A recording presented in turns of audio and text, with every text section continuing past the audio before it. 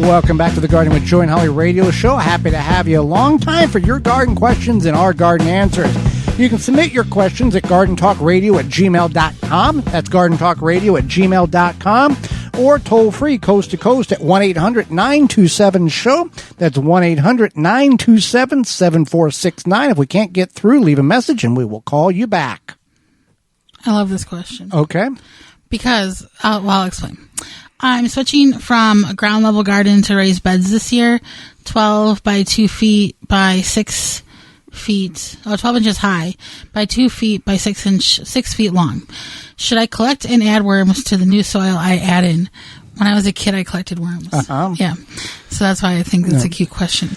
You don't have to, unless you... No, you're not going to add worms at all. Yeah, you're not going to even if you're on a concrete surface or hard surface, because you're bringing in good. There should be worm castings in some of this compost, but you're bringing in good soil. And if you put the bed on an already existing ground, whether you put cardboard down or no barrier at all to kill the grass off, or you remove the grass, worms are going to migrate into that zone of that raised bed, and you're not going to have any issue whatsoever. Right. So no, you don't have to collect worms. Don't collect worms, because it actually... I kind of want to collect worms again. Well, collect worms again. Just kidding. But they will come, and you can also... The collection of worms, or some people will think, I'll buy worms and add.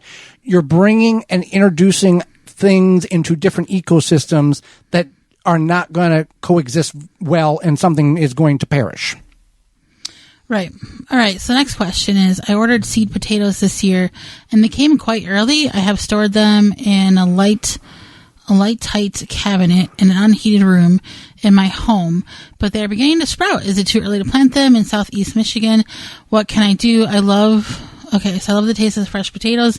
The firm flesh does not allow for water to leach during boiling, and they make the fluffiest mashed potatoes, or even just plain old boiled potatoes soaked in butter. Of course, I really appreciate the radio show and look forward to your answer. He listens on Wham 1600.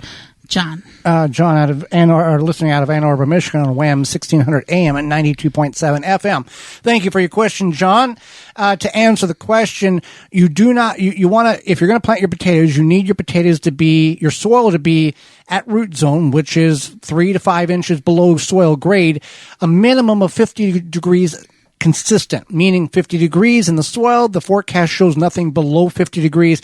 You can plant them. If you plant them too cold, if the soil is too cold, those potatoes will sit there and potentially rot, and you've wasted your purchase.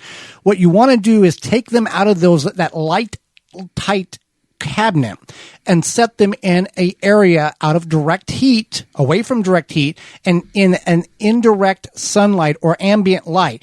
And you can put them in an egg carton. You can put them pour them in a box, one layer, and those eyes will begin to grow. When it's in that airtight position or cabinet, those potatoes they're stretching. They're looking for any sort of light, so they're growing long. And that's when you see these images of 3 or 4 or 5 foot long eyes that somebody's found in a cabinet somewhere. If you put them in indirect light, they're not going to do that. They're going to grow very slow, and as they should. And then when the soil is appropriate temperature, you can go ahead and put them in the ground. But do not rush the potato planting.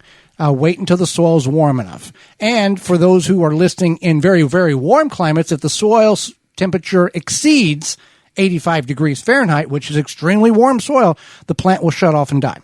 So there's an extreme on both ends. Well, so keep that in mind. And every potato the different varieties of potatoes are specifically. Nature has designed them. One's good for fries. One's good for mashed potatoes. The mashed potato one doesn't do. They're very specific dishes. I'm glad that John kind of highlighted that. So you can, I think, what is it? Yukon's or russet? Is it russet? Russet, yeah.